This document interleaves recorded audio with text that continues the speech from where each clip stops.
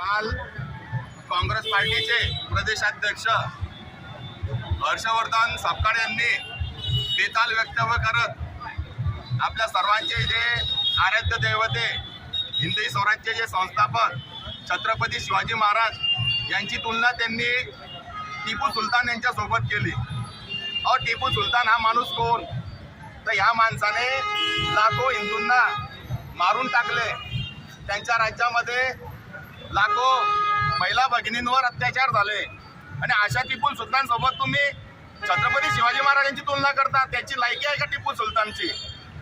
तर आज आम्ही भारतीय जनता पार्टी म्हणून आम्ही सर्व कार्यकर्ते, पदाधिकारी, नगरसेवक आणि आमच्या महिला भगिनी यांनी आज आम्ही काँग्रेसचे जे प्रदेशाध्यक्ष हर्षवर्धन सपकाळ यांचा निषेध करण्यासाठी आज डोळे मारो आंदोलन केलं आणि त्यांचं पोस्टर इथं आम्ही इथं जाळलेलं आहे। आणि मी आवाहन करतो, मी हर्षवर्धन सपकाळला सांगू इच्छितो की त्यांनी सर्व शिवप्रेमींची पूर्ण महाराष्ट्राची त्यांनी माफी मागावी।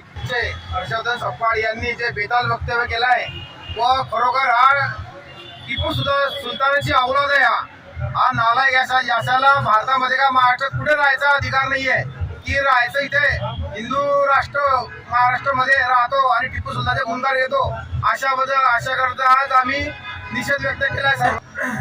मालेगाव महापालिकेच्या दालनामध्ये उपमहापौरांनी, इस्लाम पार्टीच्या महापौरांनी बाबासाहेब आंबेडकर, शिवाजी महाराज, महात्मा फुले यांच्या तस्बिरी काढून तिथं टिपू सुलतानची तस्बीर लावलेली होती। याचा निषेध भारतीय जनता पार्टीने संपूर्ण जे राज्यभर केला।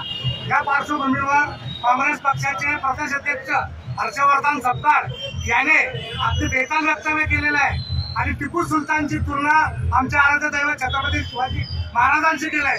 कुठे शिवाजी महाराज आणि कुठे हा टिपू सुलतान? अशा प्रकारची तुलना करणं हे अयोग्य आहे आणि काँग्रेस पक्षाने लाज सोडलेली आहे। ते हिंदू द्वेष्टे झालेले, ते केवळ मताच्या चालून करता आणि मतांच्या बेगमीसाठी ते वाटेल ते वक्तव्य करतात। अशा काँग्रेस पक्षाचा मी निषेध करतो आणि त्याचा आज हर्षवर्धन सपकाळ याच्या प्रतिमेस आम्ही डोळे मारो आंदोलन केलेले आहे आणि त्याची प्रतिमा इथं झालेली आहे। काँग्रेस पक्षाने आता तरी सुधारावे। या देशातल्या प्रत्येक शिवप्रेमीची मागणी हेच आहे की काँग्रेस पक्षाने आणि हर्षवर्धन सपकाळ याने हिंदूंची पर्यायाने शिवप्रेमींची माफी मागा।